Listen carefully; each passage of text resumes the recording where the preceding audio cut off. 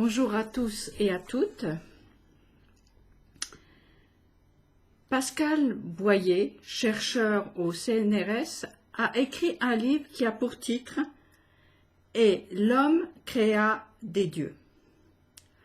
Comme il a mis une conjonction de coordination « et » il me semble que l'on peut dire « Dieu créa les hommes et l'homme créa des dieux ».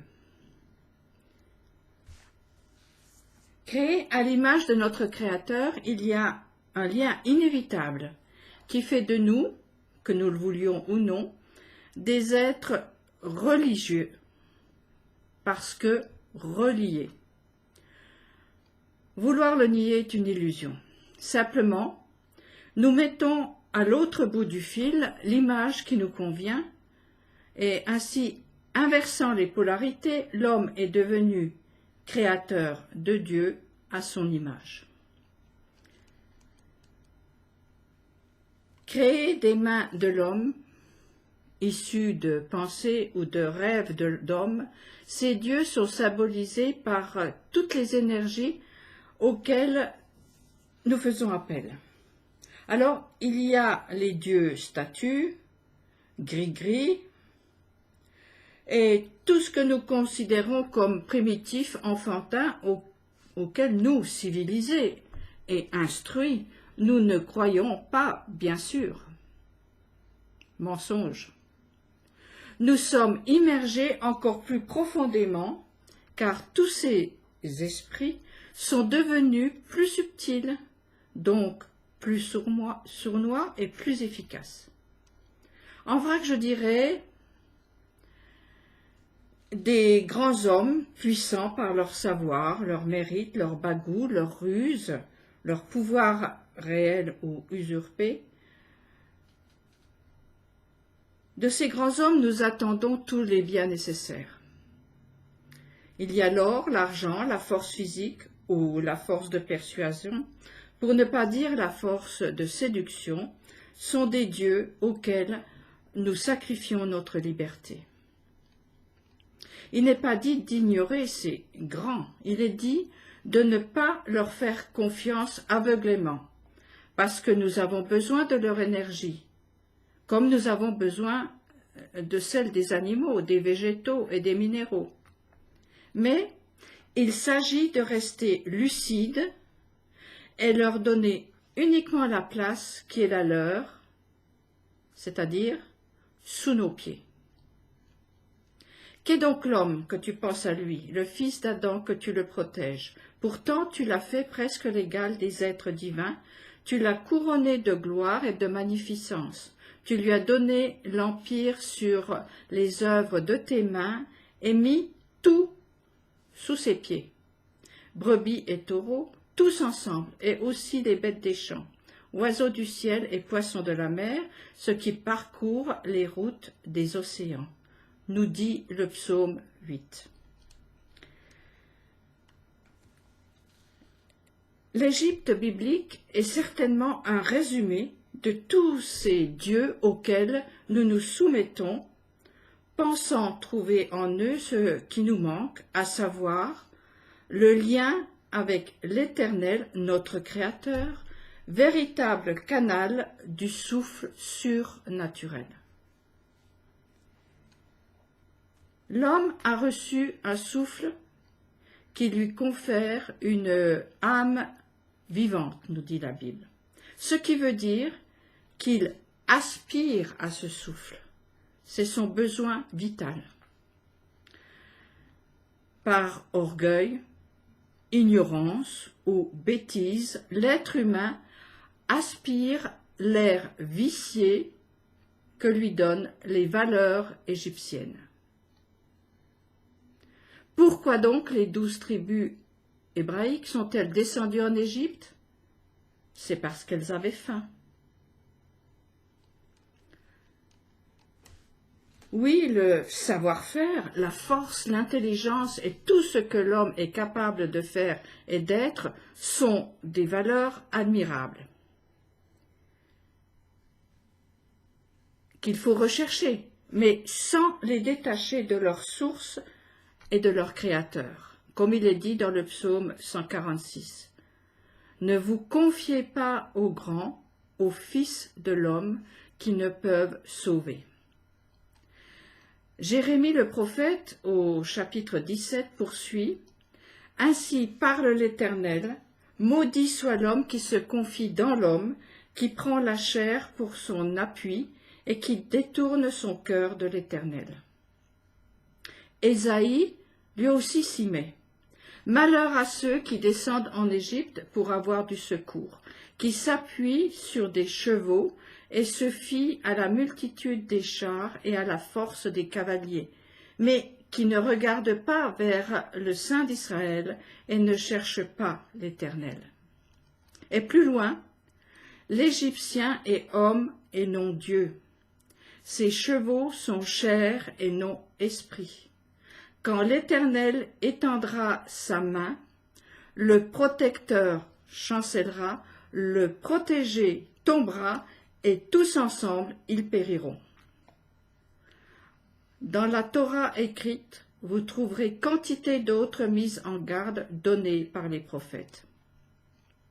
Depuis des millénaires, la Torah nous donne toute une liste d'interdits que personne ne nous empêchera de transgresser.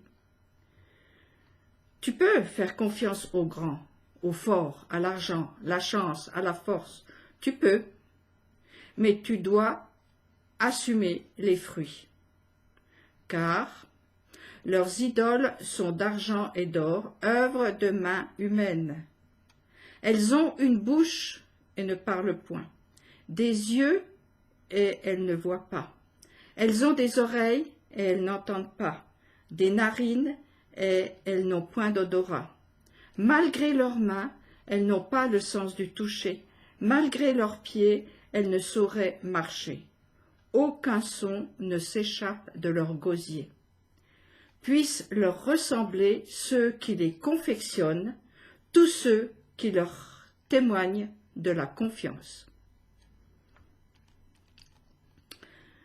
Dieu a dit à Adam, « Ne mange pas de cet arbre, sinon tu mourras. » Personne n'a mis une clôture électrique autour de cet arbre. Personne n'a empêché Adam d'aller et de faire quand même ce qu'il avait envie. Et puis, conclusion, nous, ses descendants, nous en subissons les conséquences.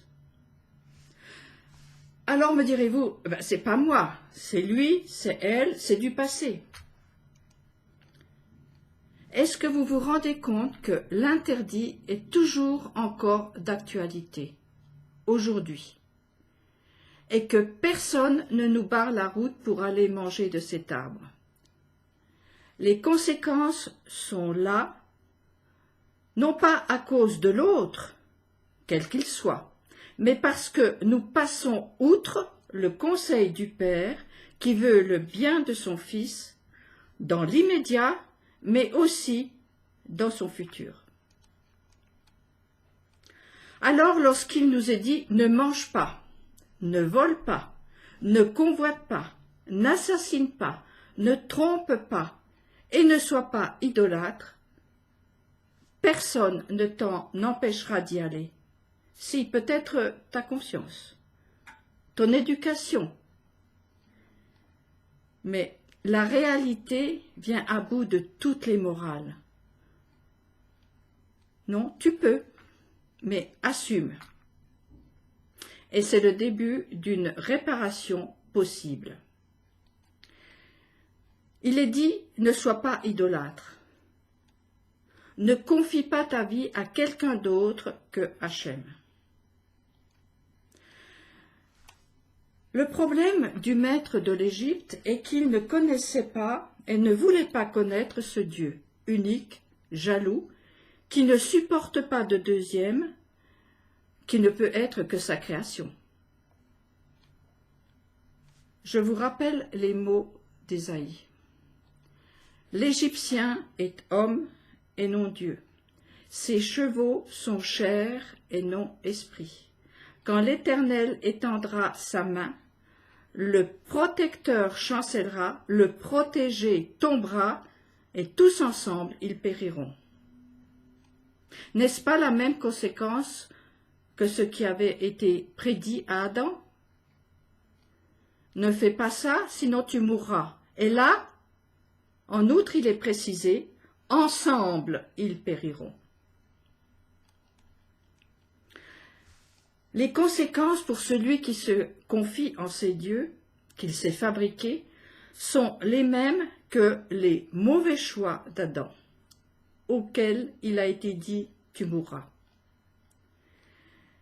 Les conséquences étant les mêmes, les causes doivent avoir les mêmes racines, non?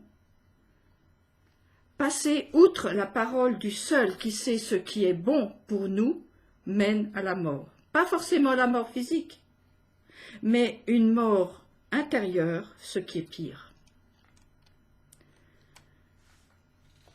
Vous voyez que l'Adam d'il y a des milliers d'années, mangeant une nourriture interdite, est le même que celui qui admire et se nourrit des idoles modernes que sont l'argent, le pouvoir, la renommée, la réussite, l'homme, nos dieux, quoi.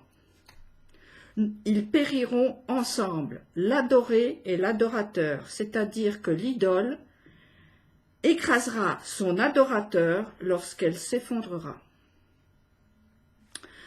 Le vrai croyant en Dieu d'Abraham, au Dieu d'Abraham, d'Isaac et de Jacob, sait qu'il ne peut pas tout comprendre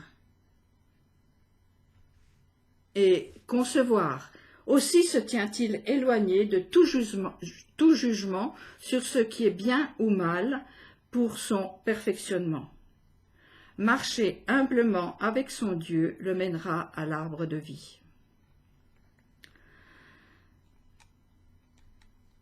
Le désir profond de l'Adam est d'aspirer le souffle divin qui fait de lui une âme vivante. Cela se vit par une relation avec l'absolu. Avoir une oreille qui entend, une bouche qui parle, des yeux qui voient, un cœur qui bat à l'autre bout du fil.